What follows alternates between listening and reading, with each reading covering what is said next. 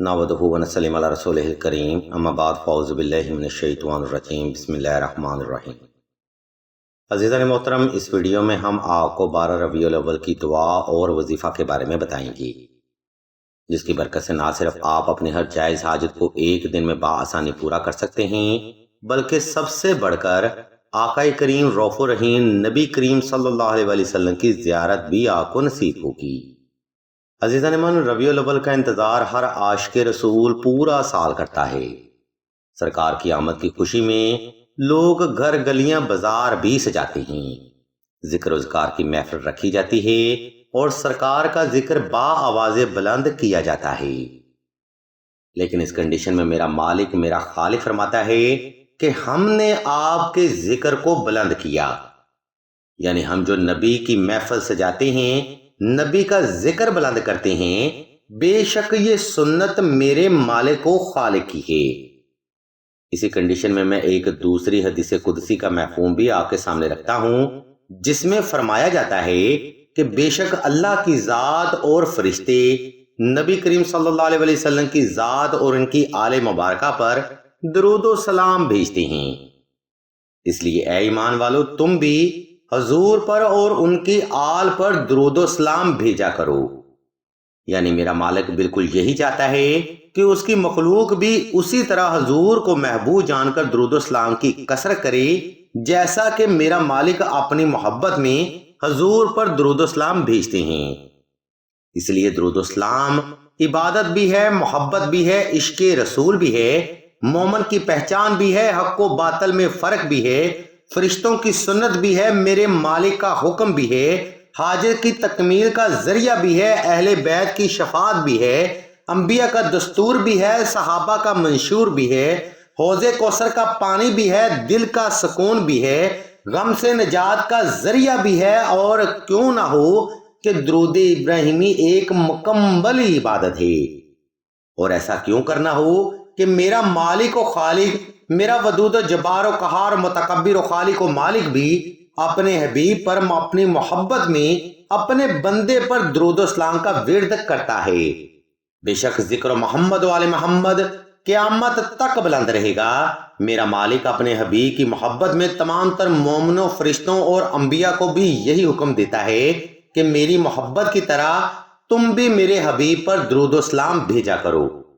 سامعین محترم، 12 ربیع الاول کو ہر حاجت پوری کرنے کے لیے درود ابراہیمی کا وظیفہ بتانے سے پہلے ہم آپ کو ایک اور بات بتاتے چلیں کہ سلسلہ اسم اعظم نے دعائے خاص کا روحانی پروگرام بھی شروع کیا ہے۔ دعا کا یہ خاص پروگرام 12 ربیع الاول کے حوالے سے ان لوگوں کے لیے خاص ہے جو کہ محبت کی بندش، اثرات، نصیب کی بندش جیسے معاملات میں پریشان رہتے ہیں۔ سلسلہ کے بزرگ بیان فرماتے ہیں کہ اگر اس ایک دن میں حضور کے طفیل کسی بھی حاجت کے لیے دعا مانگ لی جائے تو وہ دعا رد ہونے کا سوال ہی پیدا نہیں ہوتا۔ اگر آپ بھی اس دعا کا حصہ بننا چاہتے ہیں تو بغیر دیر کیے کمنٹ سیکشن میں اپنا نام اور اپنا مسئلہ بیان کر دیں۔ سلسلہ کے بزرگ انشاءاللہ نام لے کر آپ کے لیے دعائیں خاص بھی کریں گے اور بہترین روحانی حل بھی تجویز فرمائیں گی۔ محترم سامعین، 12 ربیع الاول کا وظیفہ حاجت کرنے کے لیے آپ نے درود ابراہیمی کا وظیفہ 2 رکعت صلاۃ الحاجت نفل اور حسب توفیق صدقہ سے ہی شروع کرنا ہے۔ یہ نوافل آپ نے اپنی جائز حاجت کی نیت سے ادا کرنے ہیں اور صدقہ حسب استطاعت صاحب ضرورت کو ہی ادا کرنا ہے۔ نمبر 2، 12 ربیع الاول کا وظیفہ آپ نے خاص تنہائی میں کرنا ہے تاکہ آپ کی توجہ اپنے مقصد سے غافل نہ ہونے پائے۔ یہ نوافل آپ نے اپنی جائز حاجت کی نیت سے ادا کرنے ہیں اور صدقہ حسب استطاعت صاحب ضرورت کو ہی دینا ہے۔ نمبر 2، 12 ربیع الاول کا وظیفہ آپ نے خاص تنہائی میں کرنا ہے تاکہ آپ کی توجہ اپنے مقصد سے غافل نہ ہونے پائے۔ یاد رہے، توجہ اور مکمل فوکس سے کیے گئے وظائف ہی آپ کی ڈیوائن انرجی کو ایکٹیو کرتے ہیں۔ اس لیے وقت اور جگہ کا انتخاب ایسا رکھیں جس میں کوئی بھی فرد آپ کو ڈسٹرب نہ کر سکے۔ نمبر 3، 12 ربیع الاول کا وظیفہ درود ابراہیمی آپ نے صاف ستھرے کپڑے پہن کر اور خاص خوشبو لگا کر ہی کرنا ہے۔ کوشش رہے دوران وظیفہ وہ خوشبو پاس رکھی جائے اور ہر بار ضرورت پر صرف وہی خوشبو استعمال میں لائی جائے۔ عزیزان من، یہ خوشبو آپ کو معاملہ محبت میں ہر مسئلے کا روحانی حل مہیا کرے گی۔ خیر، اوپر بیان کردہ ترتیب کو فالو کرتے ہوئے آپ نے 12 ربیع الاول کو بعد از نماز مغرب کسی بھی وقت کسی بھی مقام پر تنہائی کا خاص انتظام کر لینا ہے۔ اس کے بعد آپ نے نوافل ادا کر کے جائے نماز پر آلتی پالتی کی حال میں بیٹھ جانا ہے اور اسم یا محمد کو تصور کرتے ہوئے آنکھیں بند کر لینی ہیں۔ جب آپ پرسکون اور ریلیکس ہو جائیں تب آپ نے دل سے درود ابراہیمی کا ذکر شروع کرنا ہے۔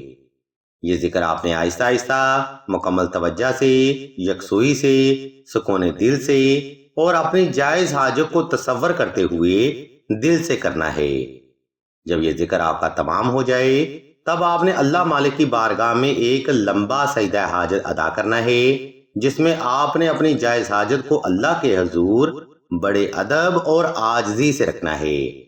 ناظرین اکرام، اس ایک دن کے وظیفہ کی برکت سے آپ تا حیات ہر قسم کے قرض، مرض، غربت و افلاس، تنگ دستی، رزق کی بندش، کاروباری ناکامی، رشتہ اور شادی کی بندش، فوبیا، ہسٹیریا 18 اور ہر قسم کی روحانی اور جسمانی بیماری سے محفوظ رہیں گی۔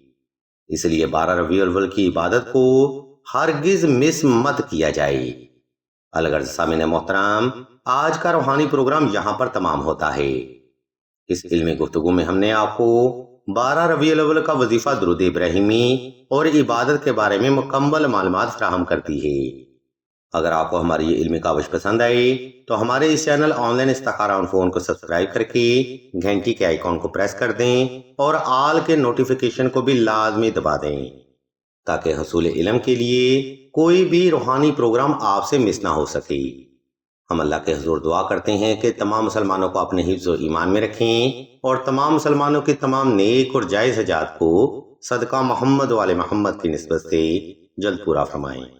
آمین ثم آمین یا رب العالمین۔